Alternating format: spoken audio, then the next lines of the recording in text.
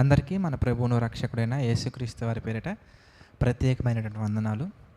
ప్రియులారా, ఈ ఉదయకాల సమయమున ఈ విధంగా ఆయన మాటలు పంచుకోవడానికి దేవుడిచ్చినటువంటి చక్కటి అవకాశాన్ని బట్టి దేవాది దేవునికి కృతజ్ఞతాస్తుతులు చెల్లించుకుంటున్నాను.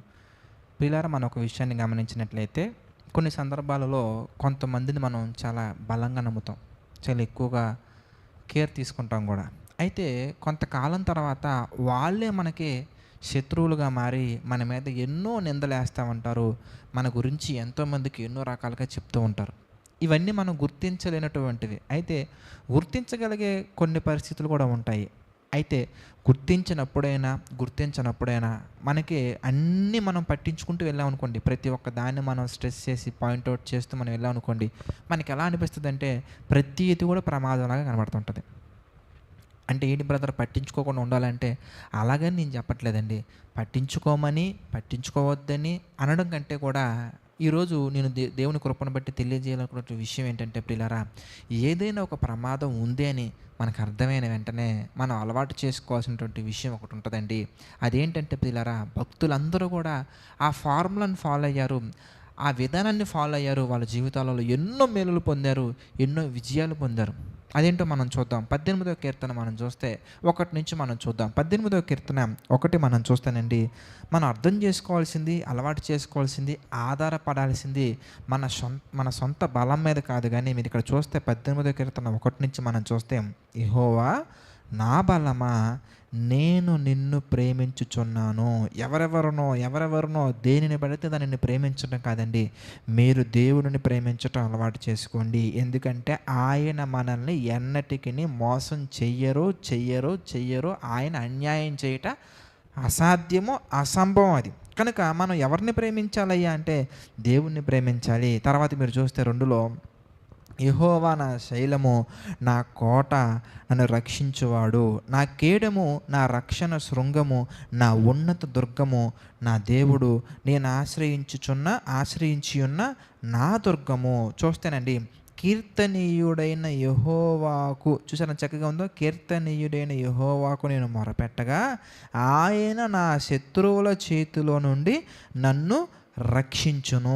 ఎలాంటి ప్రాబ్లమ్స్ అండి మనం చూస్తే 4వ వచనంలో 4లో మనకు కనబడుతుంది, మరణ పాశములు నన్ను చుట్టుకొనగను, భక్తిహీనులు వరద పొర్లు వల్లే నా మీద పడి బెదిరింపగను, పాతాళపు పాశములు నన్ను అరికట్టగను, మరణపు ఉరులు నన్ను ఆవరింపగను. నా శ్రమలో నేను యెహోవాకు మొరపెట్టి తిని, నా దేవునికి ప్రార్థన చేసి తిని. ప్రియులారా, మీరు చూస్తే ఆయన తన ఆలయములో ఆలకించి నా ప్రార్థనను అంగీకరించెను. నా మొర ఆయన సన్నిధిని చేరి ఆయన చెవుల జొచ్చెను. ప్రియులారా, మీరు ఆలోచిస్తేనండి, ఎలాంటి ప్రమాదంలోనైనా మనం అలవాటు చేసుకోవాల్సింది ఏంటంటే ప్రార్థన. మనం గుర్తించి మన దగ్గరకు వచ్చే ప్రాబ్లమ్స్ కొన్ని ఉంటాయి, గుర్తించలేనటువంటి ప్రాబ్లమ్స్ కొన్ని ఉంటాయి. మన మీదకి భక్తిహీనులు వరద పొర్లు వల్లే వస్తారండి, మరణపు ఉరులు మన చుట్టూ ఆవరిస్తాయండి, పాతాళపు పాశములు మన ఎలాంటి కఠినమైన శ్రమలు వచ్చినా కానీ ప్రియులారా, ఈ ఉదయకాల సమయమున వాటన్నిటిని తలుచుకొని మనసు కృంగిపోకుండా, వాటన్నిటిని బట్టి మనం జడిసిపోకుండా, భయపడిపోకుండా ఒక విషయం నేర్చుకోండి, ఒక విషయం అలవాటు చేసుకోండి. అదేంటంటే ప్రతి స్థితిలో, ప్రతి పరిస్థితిలో మన ప్రార్థన వినటానికి దేవుడు ఎప్పుడు కూడా సిద్ధంగా ఉంటున్నారు, భవిష్యత్తులో కూడా ఉంటారు. కనుక మనం చెప్పాల్సింది, యెహోవా నా బలమా, నా దుర్గమా, నా ఆశ్రయ దుర్గమా, నా కేడమా, నా కోట. ఇవన్నీ మనం చెప్పడం కాదండి, నిజంగానే ఆధారపడాలి ఆయన మీద, నిజంగానే ఆలోచించాలి ఆయన గురించి, ఆయనే మనం ప్రేమించి ఆయన మీద మనం ఆధారపడి ఆయన మీద మనం డిపెండ్ అయ్యి మనం వెళ్ళగలిగితేనండి, ఎలాంటివి మన చుట్టూ ఆవరించినా, అడుగడుగున మనకు అపాయాలున్నా మనకి ఏ అపాయము కూడా మన దరి చేరదండి. ఎందుకంటే ఆయన మన పక్షాన ఉంటారు కనుక. అందుకే భక్తులలో ఒక భక్తుడు మాట్లాడతారండి, ఆయన మన పక్షమున ఉండగా మనకి విరోధి ఎవడు.